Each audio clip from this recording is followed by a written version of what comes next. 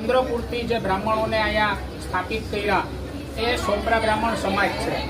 ત્યારે જ બ્રહ્માજીએ સોંપરા બ્રાહ્મણ સમાજને એક વરદાન આપેલું હતું અને કીધેલું હતું કે સોંપરા બ્રાહ્મણ સમાજ આ જ ક્ષેત્રમાં રહેશે, અહીં જ પૂજા વિધિ કરશે અને સોમનાથ મંદિરમાં પ્રભાસ ક્ષેત્રમાં માત્ર ને માત્ર પૂજા વિધિ કરવાનો અધિકાર માત્ર ને માત્ર શ્રી સોંપરા બ્રાહ્મણ સમાજનો જ રહેશે।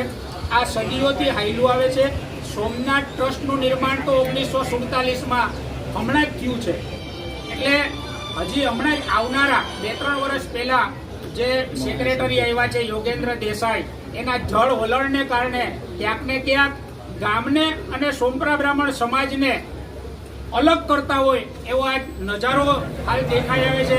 ખાસ કરીને અમારી માગણી હતી કે બહારના બ્રાહ્મણો છે એ અહીંયા સોમનાથ મંદિર પરિસરમાં ક્યાંય પણ પૂજા વિધિ ન કરી શકે। એ વાતને લઈને અગાઉ પણ અમે આંદોલનની ચીમકી આપી હતી, ત્યારે સોમનાથ ટ્રસ્ટ દ્વારા એવું જણાવેલું હતું કે અમારો કાર્યક્રમ છે એ મોકૂફ રાખેલ છે। ફરીથી થોડા દિવસો પછી પાછું પોત પ્રકાશીશું સોમનાથ ટ્રસ્ટે અને ફરીથી આવા અનુષ્ઠાન કરવાના આજની તારીખે કરવાના હતા, પરંતુ સોંપરા બ્રાહ્મણ સમાજે જે લેખિતમાં રજૂઆત કરી જેને લઈને આજનો કાર્યક્રમ મૌખિક રીતે એ લોકોએ કેન્સલ કર્યો છે, અમને લેખિતમાં આપ્યું છે। પરંતુ સોંપરા બ્રાહ્મણ સમાજની માગણી છે કે હવે સોમનાથ ટ્રસ્ટ અને સોંપરા બ્રાહ્મણ સમાજ વચ્ચે જે કંઈ અમારી માગણી છે એનો કરાર થાય, એનું એગ્રીમેન્ટ બને, ત્યારે જ અમે આ સ્વીકાર્ય કરશું। આજ સવારથી અમે આંદોલન ઉપર બેઠા હતા, ત્યારે અહીંથી પ્રભાસ પાટણ પોલીસને અથવા તો જિલ્લા પોલીસને ગમે ત્યાંથી સોમનાથ ટ્રસ્ટે પ્રેશર કરાવી સોંપરા બ્રાહ્મણ સમાજને ધરપકડ કરી અને પ્રભાસ પાટણ પોલીસ સ્ટેશને લઈ આવ્યા છે। આખો સમાજ જે અહીંયા આજ પોલીસ સ્ટેશનમાં આપ જોઈ શકો છો, ઘણા લોકો એવા છે આમાંથી કે જેને ડાયાબિટીસ અને બીપીની તકલીફ છે, દર્દીઓ છે અનેક રોગોના।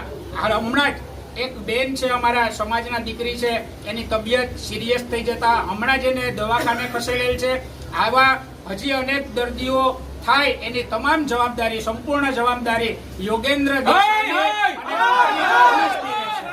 સોંપરા બ્રાહ્મણ સમાજ છે એ વર્ષોથી આયા સોમનાથ સાથે જોડાયેલો છે। સોમનાથમાં ઇતિહાસ કહે છે, શાસ્ત્રો કહે છે, પુરાણોમાં છે કે અહીં 1.25 મણ જેટલું જણોય જ્યારે અહીંયા સોમનાથ લૂંટાણું હતું ત્યારે મળ્યું હતું, એ તો શાસ્ત્રોમાં પણ વિદિત છે। ત્યારે આવા જળ વલણને કારણે યોગેન્દ્ર દેસાઈ જે અપનાવે સોંપરા બ્રાહ્મણ સમાજ અને સ્થાનિક ગામને સાથે એ તદ્દન અમે એને વખોડીએ છીએ। અને અમારી તો હવે વધારે એક માગણી એવી પણ થઈ છે કે આ યોગેન્દ્ર દેસાઈ સોમનાથ ટ્રસ્ટમાં રહેવો જ ન જોઈએ।